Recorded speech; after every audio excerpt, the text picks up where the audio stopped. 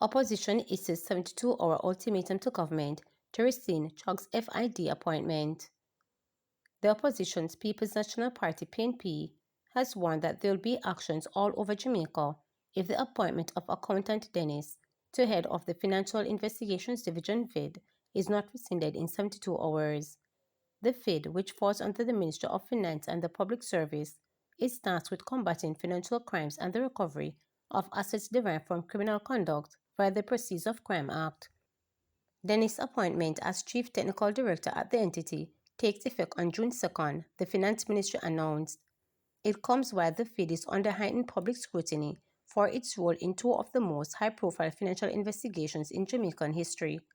These include the alleged multi-billion-dollar fraud uncovered at investment firm Stock and Security Limited (SSL) and the controversial report on the finances of Prime Minister Dr. Andrew Holness, which was referred to FID by the Integrity Commission last September. Opposition leader Mark Golding charged during a press conference on Thursday that the appointment itself is a corrupt act. "We are totally opposed to this appointment because it's furthering what we believe is going to be an attempted cover-up of the matter," Golding charged while addressing journalists at the headquarters of the PNP in St. Andrew. PNP General Secretary Dr. Dayton Campbell went further, warning, if possible, unrest in the country if Dennis' appointment stands. "We are giving this government 72 hours to rescind this appointment, and if they do not rescind it, then we will take actions all over Jamaica," he warned. Campbell and Golding declined to disclose what actions are being contemplated. "You will see in due course what we have in mind," Golding said when pressed. Golding indicated, too, that the PNP is examining whether there are legal avenues to challenge Dennis' appointment. Processes can be followed in a manner that achieves an anonymous and outrageous result. "And if you move back from the result, you can see that the process was flawed," he noted, explaining the legal considerations being explored. The central issue of the opposition relates to public comments made by Dennis about aspects of the finding of the Integrity Commission investigative report on the Prime Minister's finances and the SSL probe. In a September 18 news article published by Nationwide Radio, Dennis questioned the relevance of some findings in the report, including the movement of millions of dollars among companies linked to Holness and how a company with limited income provided a $20 million loan to another linked entity. "You don't have to lend money like that. You can lend money by basically being a guarantor. Taking it is one name and sending it in another company. There are some things that is still trying to understand the conclusion from it because I think there are still some things missing," he noted.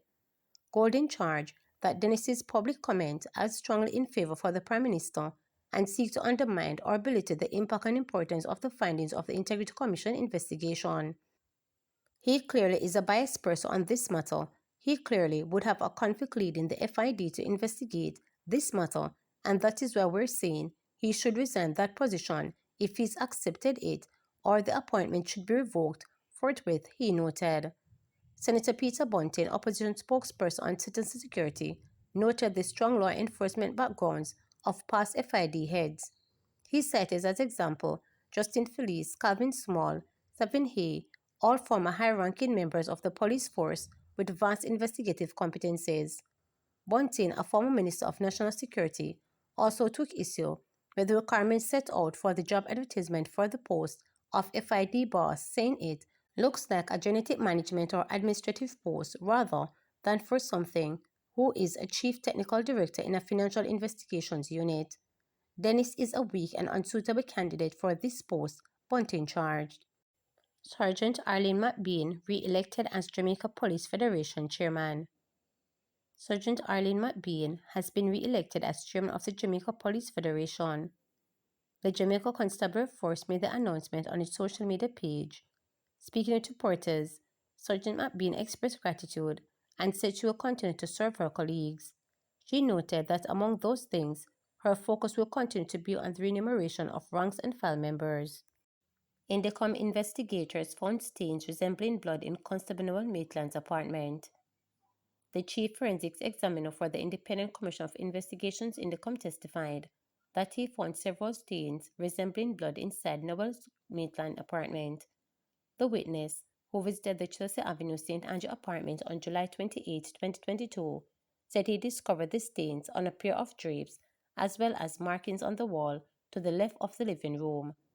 He also observed additional stains on a cream-colored cushion covered on top of a barrel, he noted. Constable Maitland is currently on trial in the Home Circuit Court in connection with the murder of his girlfriend, Donnelly Donaldson. He is also charged with preventing the lawful burial of a corpse. Donaldson, 24, a popular social media influencer, swimwear entrepreneur, and customer service representative, was reported missing on July 13, 2022. Her mother, Sophia, previously testified that Maitland had picked up Donaldson up from her home on July 11. Sophia stated that she last spoke to her daughter on the morning of July 12, but was unable to reach her afterwards. Continuing his testimony, the forensics examiner said he photographed the stains.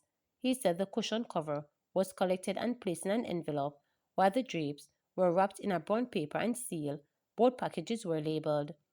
According to the witness, after conducting his examination, he went to the Halfway Tree police station, where he also examined a pickup truck and took pictures. There were no stains resembling blood found on the truck, he testified. St. Anne man succumbs to injuries 3 months after chopping incident. A St. Anne resident who suffered multiple chop wounds to his head 3 months ago succumbed to his injuries at the St. Anne's Bay Hospital on Wednesday night. He is Richard Brown, a 58-year-old laborer of Etham Orchard, St. Anne. It was reported that about 2 p.m. on February 27, Brown was attacked and chopped on the head while at his home. He was taken to the St. Anne's Bay Hospital where he was admitted. The Orchard's Criminal Investigations Branch is probing the matter. 2 guns seized in St. Elizabeth, woman arrested and charged. A woman was arrested and charged after the St. Elizabeth police seized a firearm at her home in Balaclava. The police said during a targeted operation on May 24, a house was searched and a multicolored lunch bag was found under the cellar. The police said the bag contained a black and silver pistol fitted with 1 magazine and 2 cartridges.